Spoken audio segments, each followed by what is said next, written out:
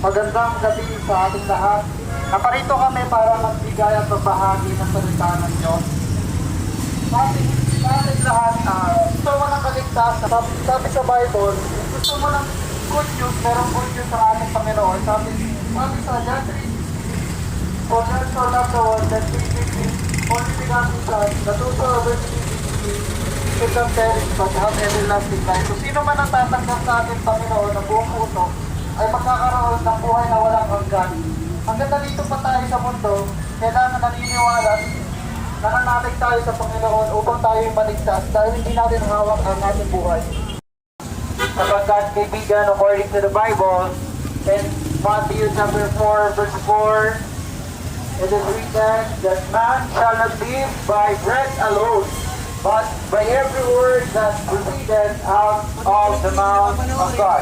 Meaning mga kaibigan, we as tao or human mga kaibigan, we need food, shelter, and everything, sariling buhay at sariling pang-physical.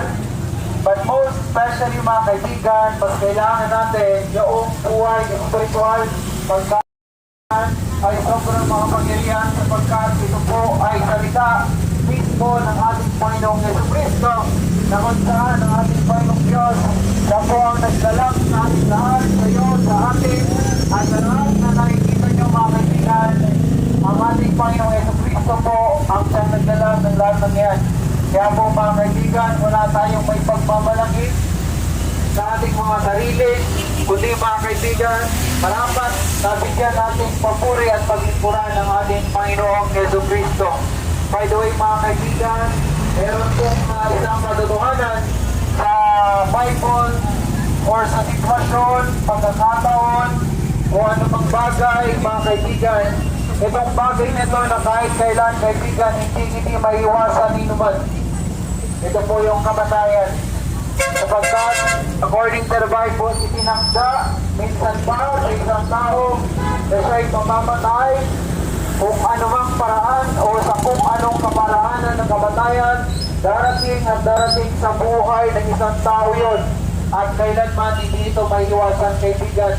Yan ay isang bagay na totoo mga kaibigan, na kahit kailan anong iwas natin, hindi po natin kayang iwasan yan. Kahit gamitin po ba ang lahat pong kayamanan, kasikatan, lahat na magagaling na doktor o kung sino man kaibigan, that this, mga kaibigan, cannot escape.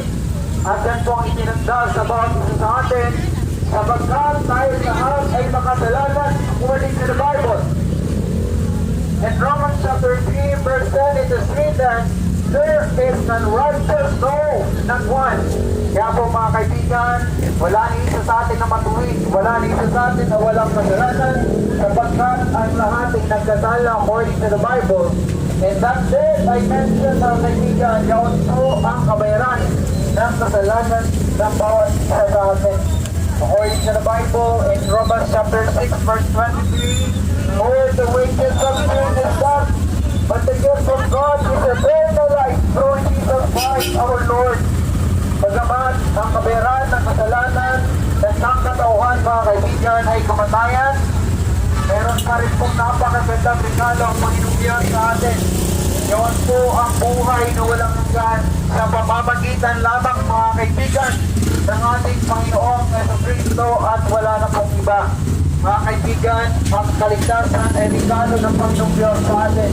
Na kung saan mga kaibigan, ang kaluluwa ng isang tao, pag siya ay nagsisi, nanampalataya at tumanggap sa ating Panginoong Jesucristo, kaibigan, ang tungo ng kaluluwa ng taong iyon, nanampalataya, nagsisi at tumanggap sa ating Panginoong Jesucristo ay langit.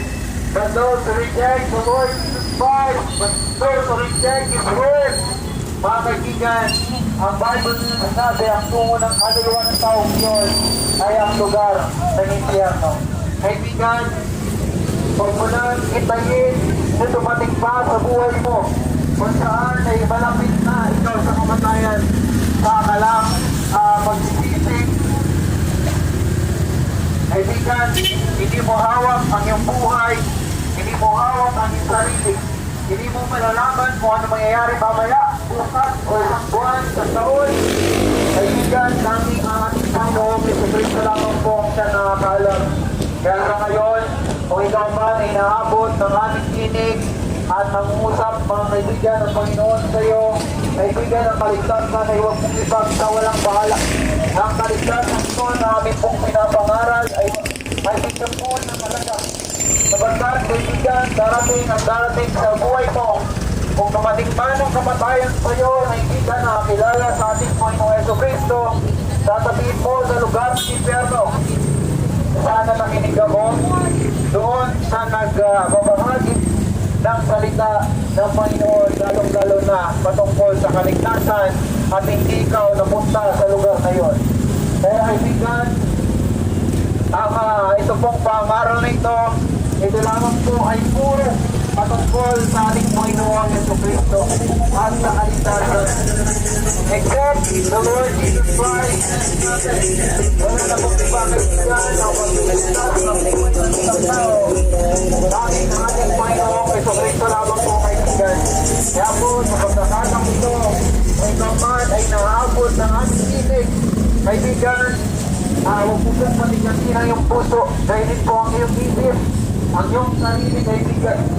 Sabagkat ang kaligtasan ay tinapos na ni Jesucristo 2,000 years ago.